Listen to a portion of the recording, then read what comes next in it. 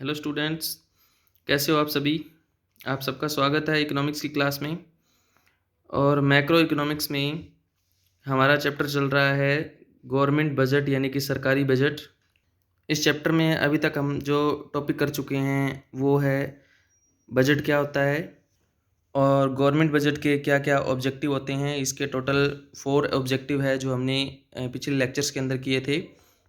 इसके बाद हमने बात की थी कि इकॉनमी के ऊपर बजट का क्या इम्पैक्ट रहता है, क्या प्रभाव रहता है, तो 3 पॉइंट इसके थे, ये भी हमने किए थे। और बजट के जो कंपोनेंट्स होते हैं जिसमें हमने बात की थी बजट रिसिप्ट के बारे में। ये टॉपिक हमारा चल रहा था बजट रिसिप्ट। तो मैंने आपको बताया था कि जो बजट रिसिप्ट है वो 2 टाइप की होती है। एक तो आती है रिवेन्यू रिसिप्ट और दूसरी आती है कैपिटल रिसिप्ट। तो ये 2 तरह की बजट रिसिप्ट होती है और इसमें हम जो टॉपिक कर चुके हैं वो है रिवेन्यू रिसिप्ट। रिवेन्यू रिसिप्ट को हम टोटल 2 कैटेगरी के अंदर डिवाइड करते हैं, टैक्स और नॉन टैक्स रिसिप्ट। टैक्स जो रिसिप्ट होती है वो हैं सारे के सारे जो टैक्स है, गवर्नमेंट को टैक्स के तौर पे जो इनकम मिलती है वो। और नॉन टैक्स वाला टॉपिक अभी हमारा पड़ा है जो आज की इस वीडियो के अंदर हम डिस्कस करेंगे। लेकिन इसको डिस्कस करने से पहले मैं आपको बता देता हूँ कि जो टैक्स का जो टॉपिक था वो अभी भी हमारा कंप्लीट नहीं हुआ है। इसमें हमने सिर्फ जो बात की है अभी तक वो है टैक्स का मीनिंग क्या है और कौन कौन से फीचर जो है वो टैक्स में होते हैं, इसके बारे में हम डिस्कस कर चुके हैं। तो आज जो हम इस चैप्टर के अंदर शुरू करने जा रहे हैं, अगला जो पॉइंट है हमारा वो है टाइप ऑफ टैक्सेस, यानी कि जो कर जो हैं वो कितने प्रकार के होते हैं। तो यहाँ पर जो टैक्स हैं उनको 3 कैटेगरी के अंदर डिवाइड किया गया है। सबसे पहले आता है प्रोग्रेसिव टैक्स और रिग्रेसिव टैक्स। सेकंड नंबर पे आता है जो वैल्यू एडिड टैक्स है और स्पेसिफिक टैक्स है, मूल्य वृद्धि या विशेष कर। और थर्ड जो आता है वो है डायरेक्ट और इनडायरेक्ट टैक्स।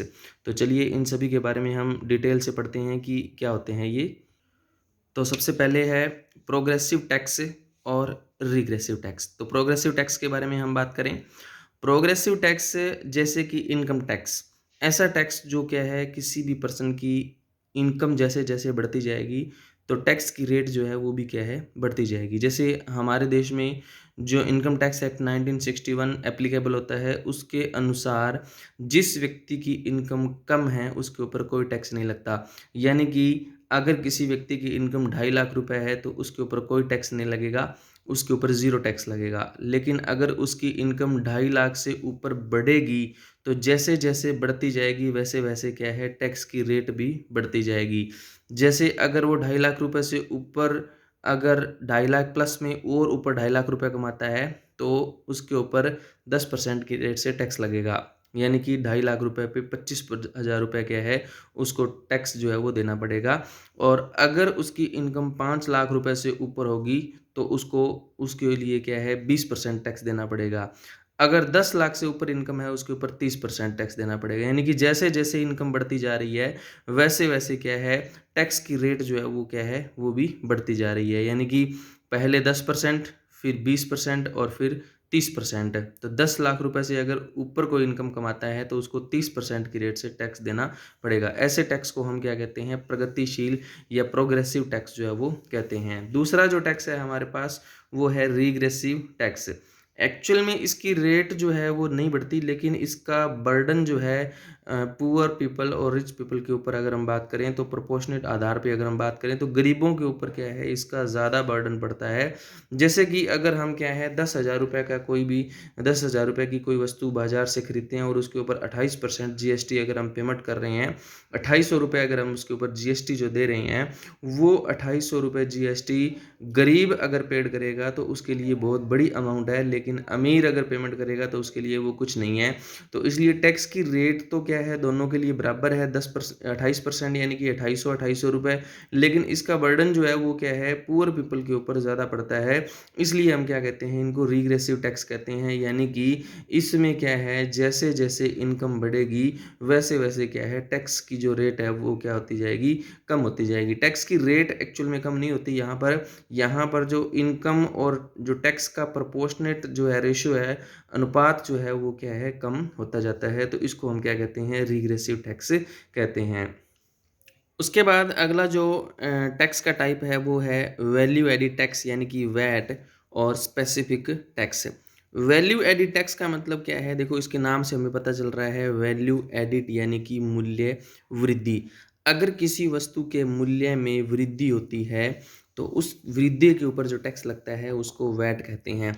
अब मूल्य में वृद्धि कैसे होती है? उदाहरण के हम एक एग्जांपल लेते हैं इसमें। जैसे कि एक किसान ने 200 रुपये का क्या है बीज खरीदा और 200 रुपये का जो बीज था वो अपने खेत में बोया और उससे 10,000 रुपये की गेहूं का उत्पादन किया। तो उसने 200 रुपये को किस में कन्वर्ट कर दिया? 10,000 रुपये में। यानी कि उसने 200 रुपये के गेहूं का मूल्य जो है वैल्यू है वो 9,800 रुपये क्या है बढ़ा दिया। उसके बाद उसने क्या किया? वही गेहूं जो है वो फ्लोर मिल यानी कि आटा चक्की वाले को बेचा उसने 10,000 रुपये में। तो आटा चक्की वाले ने उसने उसको कितने में खरीदा? 10,000 में, और उसको आटे में कन्वर्ट करके 15,000 रुपये में बेच दिया। तो उसने उसकी कितनी मूल्य वृद्धि की? 5,000 रुपये। तो किसान ने 200 रुपये की मूल्य वृद्धि कितनी की? 9,800 रुपये। और फ्लोर मिल वाले ने उसकी वैल्यू एडिड कितने की? 5,000 रुपये। ठीक है, इसी को क्या कहते हैं? वैल्यू एडिड कहते हैं। तो इसके ऊपर जो जितना वैल्यू बढ़ रही है, जैसे किसान ने जो इंटरमीडिएट गुड्स जो खरीदा था, बीज खरीदा था, उसकी वैल्यू बढ़ रही है 9,800, उसके ऊपर जो टैक्स लगेगा वो वैट है। इसी तरह से आटा चक्की वाले ने जो गेहूं को आटे में कन्वर्ट किया तो उसने उसने उसकी जो वैल्यू बढ़ाई है उसके ऊपर जो टैक्स लगेगा उसको हम क्या कहते हैं? वैल्यू एडिड टैक्स जो है वो कहते हैं। तो ये होता है वैट, जो किसी भी मध्यवर्ती वस्तु और किसी उत्पाद के मूल्य का अंतर के ऊपर लगाया जाता है। अब यहाँ पर मध्यवर्ती वस्तु का मतलब क्या हुआ? किसान ने 200 रुपये का जो जो बीज खरीदा वो मध्यवर्ती वस्तु है। और उत्पाद का मूल्य क्या है कि उसने जो गेहूं का उत्पादन किया 10,000 का, वो क्या है? उत्पाद का मूल्य है। तो 10,000 और 200 इन दोनों के बीच में जो डिफरेंस होगा उस डिफरेंस के ऊपर जो है वो टैक्स लगता है। ये उसको हम क्या कहते हैं? वैट यानी कि वैल्यू एडिड टैक्स कहते हैं। उसके बाद आता है specific taxation system. Specific tax का मतलब क्या है? जो किसी विशेष प्रकार की वस्तुओं के इकाई के आधार पर, उनके साइज के आधार पर या उनके तौल के आधार पर जो लगता है। जैसे कि गोल्ड हम परचेज करते हैं तो वो अलग अलग कैरेट के हिसाब से आता है। तो कैरेट के हिसाब से उनका रेट जो है वो अलग अलग होता है। कि जैसे 24 कैरेट का अगर हम गोल्ड खरीदें तो ज़रूरी नहीं है कि बाकी सभी के साथ उसका रेट जो है वो सारे गोल्ड का रेट एक जैसा होता है। तो जैसे जैसे कैरेट चेंज होता जाएगा वैसे वैसे क्या है गोल्ड का रेट जो है वो भी क्या होता जाएगा? चेंज होता जाएगा। इसी तरह से जो हीरे डायमंड्स वगैरह जो आते हैं या फिर कोई भी नग आते हैं या कोई भी या अलग अलग तरह के जो रत्न आते हैं उनके ऊपर जो टैक्स लगता है वो उनके साइज़ के आधार पर जो है वो टैक्स लगता है।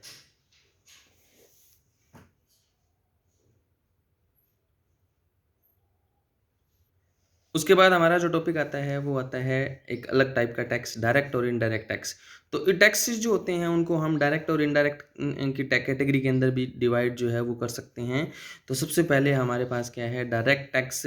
ऐसा टैक्स जो क्या है डायरेक्टली उसी पर्सन पर लगाया जाता है जिसने उस इनकम को अर्न किया है। तो उस टैक्स को हम क्या कहते हैं? डायरेक्ट टैक्स कहते हैं। एग्जाम्पल दे रखे हैं, आपने एग्जाम्पल याद करने हैं अच्छे से, क्योंकि बहुत बार बोर्ड के एग्जाम में ये क्वेश्चन क्या है? एमसीक्यू क्वेश्चन पूछे गए हैं। जैसे इनकम टैक्स कौन सा टैक्स है? डायरेक्ट टैक्स है, निगम कर यानी कि कॉर्पोरेट टैक्स है, गिफ्ट टैक्स है, संपत्ति के ऊपर यानी कि जो वेल्थ टैक्स लगता है, ये सारे क्या हैं? डायरेक्ट टैक्स हैं। तो ये एग्जाम के अंदर इनके एग्जाम्पल भी क्या है? पूछे जाते हैं बहुत बार। उसके बाद आता है इनडायरेक्ट टैक्स के बारे में बात करें तो ऐसा टैक्स जो क्या है जो चार्ज किसी और के ऊपर होता है, यानी कि पेमेंट कोई और करता है लेकिन क्या है उसका बर्डन किसी और पर्सन पे पड़ेगा। जैसे एग्जांपल के तौर पे कंपनी ने किसी प्रोडक्ट का मैन्युफैक्चरिंग की और वो प्रोडक्ट क्या है उन्होंने कस्टमर को बेच दी। अब कस्टमर ने जब उस प्रोडक्ट को खरीदा तो उस प्रोडक्ट पे लगने वाला जो टैक्स है वो किसने पेड किया? कस्टमर ने पेड किया कंपनी को, और कंपनी ने किसको दिया? सरकार को दिया। तो यहाँ पर पेड कौन कर रहा है? कंपनी कर रही है, लेकिन उसका बर्डन किसके ऊपर पड़ रहा है? कस्टमर के ऊपर पड़ रहा है। तो ऐसे टैक्स को क्या कहते हैं? इनडायरेक्ट टैक्स जो है वो कहते हैं। ये दूसरे पर क्या है? टाले जाते हैं। तो इसके एग्जाम्पल दे रखे हैं, जैसे जीएसटी जो है वो इनडायरेक्ट टैक्स का एग्जाम्पल है। इसी तरह से इंडिया के अंदर सेल टैक्स है, एक्साइज टैक्स है, कस्टम ड्यूटी है, एंटरटेनमेंट टैक्स है। ये सारे एग्जाम्पल याद करने हैं आपने, इसमें जीएसटी भी हम इंक्लूड करेंगे। तो इन सभी को हम क्या कहते हैं? इनडायरेक्ट टैक्स जो है वो कहते हैं। अब हम बात करते हैं कि जो डायरेक्ट टैक्स और इनडायरेक्ट टैक्स अभी हमने पढ़े हैं, इन दोनों में क्या-क्या डिफरेंसेस हैं। तो सबसे पहले हम बात करें फाइनल बर्डन के बारे में, तो देखो अभी मैंने आपको बताया था कि डायरेक्ट टैक्स का बर्डन उसी पर्सन के ऊपर पड़ेगा जिसने इनकम को अर्न किया है और वही पर्सन क्या करेगा, गवर्नमेंट को पेड करेगा। लेकिन इनडायरेक्ट टैक्स में क्या होता है, बर्डन किसी और पे पड़ता है। अब बर्डन किसके ऊपर पड़ता है, कस्टमर के ऊपर, लेकिन पेड कौन कर रहा है, कंपनी के द्वारा जो है वो गवर्नमेंट को पेड किया जा रहा है। तो बाय फाइनली बर्डन कस्टमर के ऊपर पड़ता है इनडायरेक्ट टैक्स का। Shifting of tax, indirect tax को जो है वो हम शिफ्ट कर सकते हैं। जैसे कंपनी के ऊपर टैक्स लगा तो कंपनी ने आगे किसको शिफ्ट कर दिया, कस्टमर को, तो वो इनडायरेक्ट टैक्स था। लेकिन डायरेक्ट टैक्स जो है वो शिफ्ट नहीं किए जा सकते। मैंने इनकम अर्न की है तो उस टैक्स पे क्या है, मुझे ही टैक्स जो उस इनकम पे मुझे ही टैक्स देना पड़ेगा। तो उसको हम कहते हैं शिफ्टिंग ऑफ टैक्सेस। उसके बाद पॉइंट आता है हमारा अगला, प्रोग्रेसिव और रिग्रेसिव। अगर हम बात करें तो जैसे मैंने अभी आपको बताया था प्रोग्रेसिव और रिग्रेसिव के बारे में, तो प्रोग्रेसिव जो टैक्स होते हैं, डायरेक्ट टैक्स जो है वो प्रोग्रेसिव नेचर के होते हैं। इनकी जो रेट है वो क्या है, इनकम के साथ साथ क्या है, बढ़ती जाती है। प्रोग्रेसिव टैक्स कौन से होते हैं, जो इनकम के साथ साथ जैसे जैसे हमारी इनकम बढ़ेगी वैसे वैसे उनकी रेट भी बढ़ती जाएगी, उनको प्रोग्रेसिव कहते हैं। तो डायरेक्ट टैक्स ऐसे होते हैं, इंडिया में जो इनकम टैक्स लगता है उसकी रेट क्या है, 10%, 0%, 10%, 20%, 30% ऐसे होती है। तो जैसे जैसे इनकम बढ़ती जाती है वैसे वैसे रेट भी बढ़ती जाती है। लेकिन इनडायरेक्ट टैक्स जो होते हैं वो कौन से टैक्स होते हैं, रिग्रेसिव होते हैं, यानी कि प्रतिगामी होते हैं। और इनका बर्डन किसके ऊपर ज़्यादा पड़ता है, जैसे एग्जांपल मैंने पहले बताया था कि गरीबों के ऊपर, पुअर पीपल के ऊपर इसका बर्डन क्या है, ज़्यादा पड़ता है। ये इनडायरेक्ट टैक्स का एग्जांपल है। तो ये सारे हमारे पॉइंट थे टैक्स रिसिप्ट के, यानी कि गवर्नमेंट के जो रिवेन्यू रिसिप्ट होती है वो टू टाइप की होती है, tax receipt and non tax receipt. ठीक है, तो अभी तक हमने जो बात की वो हमने बात की टैक्स रिसिप्ट के बारे में, और अब हम बात करेंगे नॉन टैक्स रिसिप्ट। ऐसी रिसिप्ट जो क्या है, टैक्स के तौर पे सरकार को नहीं मिलती बल्कि नॉन टैक्स तौर पे मिलती है। उसमें किन किन चीज़ों को हम इंक्लूड करते हैं, फीस, लाइसेंस और परमिट, जुर्माना, एच शीट है, और गवर्नमेंट एंटरप्राइजेस से जो गवर्नमेंट को इनकम होती है वो, स्पेशल असेसमेंट है, गिफ्ट है, डोनेशंस हैं, ठीक है, या ग्रांटेड मिलती हैं। ये सारे क्या हैं, गवर्नमेंट की नॉन टैक्स रिसिप्ट होती हैं। तो चलिए इनको भी एक्सप्लेन करते हैं एक एक करके। तो सबसे पहले अगर हम बात करते हैं तो वो है फ़ीस के बारे में, फ़ीस, लाइसेंस और परमिट। तो इसमें पहला हमारा ए पॉइंट है वो क्या है, फ़ीस। ये गवर्नमेंट की नॉन टैक्स रिवेन्यू रिसिप्ट होती है। और फ़ीस का मतलब क्या है कि जब भी हम गवर्नमेंट के ऑफिस में जाते हैं और कोई भी वहाँ से कोई काम अगर हमने करवाना हो गवर्नमेंट के ऑफिस में, तब हमें क्या है, उस काम को करवाने के बदले में क्या है, एक फ़ीस का भुगतान करना पड़ता है। जैसे अगर हम लैंड रजिस्टर्ड करवाने के लिए जाते हैं तो वहाँ पे हमारी फ़ीस लगती है, रजिस्ट्री की फ़ीस लगती है। डेथ या बर्थ का सर्टिफिकेट बनवाने के लिए जाते हैं म्युनिसिपैलिटी की ऑफिस में, वहाँ पर हमारी फ़ीस लगती है। पासपोर्ट बनवाते हैं, वहाँ पर फ़ीस लगती है। कोर्ट का कोई काम होता है, वहाँ जाएंगे तो कोर्ट में भी हमें फ़ीस देनी पड़ेगी। तो ये क्या है, फ़ीस के एग्जाम्पल हैं। और ये किस लिए चार्ज करती है गवर्नमेंट, गवर्नमेंट हमें जो सर्विसेज दे रही है उसके बदले में जो है ये फ़ीस जो है वो चार्ज की जाती है। अगला पॉइंट आता है कि फ़ीस क्या है, कंपलसरी पेमेंट है। क्यों है कंपलसरी, जब हम कोई भी सर्विसेज लेंगे सरकार की तो उसके बदले में हमें क्या है, फ़ीस देनी पड़ेगी। जैसे हम क्या है, अगर कोई भी गवर्नमेंट बसेस में क्या है हम ट्रैवल कर रहे हैं तो वहाँ पर हमें क्या है, टिकट लेनी पड़ेगी, वो कंपलसरी है। ठीक है, वो फ़ीस हमें क्या है, देनी पड़ेगी। आप स्कूल में पढ़ रहे हो गवर्नमेंट स्कूल के अंदर, तो वहाँ पर क्या है, कंपलसरी है कि आपको फ़ीस जो है वो देनी पड़ेगी। उसके बाद है कि फ़ीस जो है वो क्या है, जिस पर्सन ने फ़ीस का पेमेंट किया है उसको स्पेशल बेनिफिट मिलता है। कि जैसे अगर आप स्कूल की फ़ीस दे रहे हो और आपको क्या है, बदले में स्कूल में क्या है, एजुकेशन की फैसिलिटी जो है वो मिलेगी। उसके बाद आता है इसमें फ़ीस जो है, हम जो सर्विसेज प्रोवाइड करवाई गई है उसकी कॉस्ट नहीं है ये, उसकी लागत नहीं है, उसका प्राइस नहीं है ये। जैसे कि अगर मान लो एक व्यक्ति क्या है, ट्रेन में सफ़र कर रहा है, गवर्नमेंट की ट्रेन में सफ़र कर रहा है, और इत्तेफाक से क्या है, मान लो पूरी ट्रेन में अगर वो अकेला सफ़र कर रहा है तो उससे पूरी ट्रेन की लागत वसूल नहीं की जाएगी कि सारा का सारा, उस सफ़र का सारा खर्चा उसी व्यक्ति से वसूल किया जाए, ऐसा नहीं है। उससे सिर्फ क्या है, उस सर्विसेज के बदले में जो फ़ीस निर्धारित है सिर्फ वो ही ली जाएगी। और यहाँ पे बताया गया है कि फ़ीस की रकम जो है वो जो फ़ीस की रकम मैंने ऊपर वाले पॉइंट में भी आपको बताया था कि फ़ीस की रकम क्या है, उसके बदले में दी जाने वाली सिर्फ़ लागत होती है, उसकी कीमत नहीं होती। अगला पॉइंट आता है लाइसेंस एंड परमिट। लाइसेंस और परमिट क्या है? जैसे एग्ज़ाम्पल के तौर पे जैसे हम बात करें कि मेडिकल शॉप अगर कोई भी ओपन करना चाहता है तो उसको उसके बदले में क्या करना पड़ता है? लाइसेंस लेना पड़ता है। वेपन्स मैन्युफैक्चरिंग की कोई काम करना चाहता है तो उसमें भी क्या है, गवर्नमेंट से क्या है, लाइसेंस लेना पड़ता है। तो बहुत सारे ऐसे बिज़नेस हैं जिसमें क्या है, हमें काम शुरू करने के लिए लाइसेंस लेना पड़ता है और गवर्नमेंट जो है उस लाइसेंस की जो फ़ीस है वो क्या है, चार्ज करती है। तो वो गवर्नमेंट की इनकम का सोर्स होता है। इसी तरह से अगर हम बात करें परमिट के बारे में, जैसे आपने देखा होगा कि जो बड़े-बड़े ट्रक चलते हैं या बसेस भी चलती हैं, बसेस के लिए भी परमिट लेना पड़ता है और ट्रक चलते हैं उनके ऊपर भी लिखा होता है एनपी लिखा होता है, ऐसे गोल चक्कर सा बना के उसके बीच में एनपी लिखा होता है, उसका मतलब होता है नेशनल परमिट। यानी कि उस ट्रक को इजाज़त है पूरे भारत में कहीं पर भी क्या है, वो अपना सामान जो है वो ले जा सकता है, उसमें उसको कोई रोक टोक जो है वो नहीं है। उसने पूरे राष्ट्रीय स्तर का जो है वो परमिट जो है वो ले रखा है। तो उस परमिट को लेने के लिए सरकार को क्या है, कुछ ना कुछ फ़ीस जो है वो देनी पड़ती है, तभी वो परमिट या लाइसेंस जो है वो मिलता है। तो वो परमिट और लाइसेंस जो है वो भी क्या है, गवर्नमेंट की इनकम का मेन सोर्स होते हैं। उसके बाद अगला पॉइंट आता है एच शीट। एच शीट का मतलब क्या होता है कि कई बार प्रॉपर्टी कोई ऐसी होती है जो लावारिस होती है, जिसका कोई ओनर नहीं होता। मान लो किसी के परिवार में सभी की डेथ हो जाती है और दूर दराज में कोई रिश्तेदार वगैरह कुछ भी नहीं है और बिल्कुल लावारिस है वो प्रॉपर्टी, तो ऐसी प्रॉपर्टी भी किसकी होती है, गवर्नमेंट की होती है और गवर्नमेंट की इनकम का क्या है, वो सोर्स होती है। उसके बाद हम बात करें स्पेशल असेसमेंट। स्पेशल असेसमेंट का मतलब क्या होता है, जैसे सरकार कोई भी अपना सरकारी काम करवाती है और जिसकी वजह से वहाँ जो प्रॉपर्टी है उसमें क्या है, कोई भी सुधार हो जाता है या उसकी वैल्यू जो है वो क्या है, काफ़ी बढ़ जाती है और इसकी वजह से जो उस ज़मीन के, उस प्रॉपर्टी के जो ओनर हैं वो सरकार को जो पेमेंट करते हैं वो भी क्या है, सरकार की इनकम का सोर्स है। जैसे एग्जाम्पल दे रखा है यहाँ पर, सरकारी काम करवाते हैं जैसे सड़क का निर्माण, सीवरेज व्यवस्था, नालियों का निर्माण, ये सभी करने से क्या होता है, उस मोहल्ले के अंदर जितने भी प्लाट होते हैं उनकी वैल्यू जो है वो बढ़ जाती है। ठीक है, और उसके बदले में क्या है, वहाँ रहने वाले जो उनके ओनर होते हैं वो क्या है, गवर्नमेंट को कुछ ना कुछ अगर पेमेंट करते हैं तो वो स्पेशल असेसमेंट गवर्नमेंट की इनकम का सोर्स होती है। उसके बाद आता है फाइन्स एंड पेनल्टी। कई बार गवर्नमेंट जो फाइन लगा देती है, बाइक पे जा रहे हैं, हेलमेट नहीं लगा रखा या डॉक्यूमेंट्स पूरे नहीं हैं, तो गवर्नमेंट ने क्या किया, पुलिस ने बाइक को रोक करके या गाड़ी को रोक करके क्या है, उनका चालान काट दिया, तो वो क्या है, फाइन या पेनल्टी हो गया।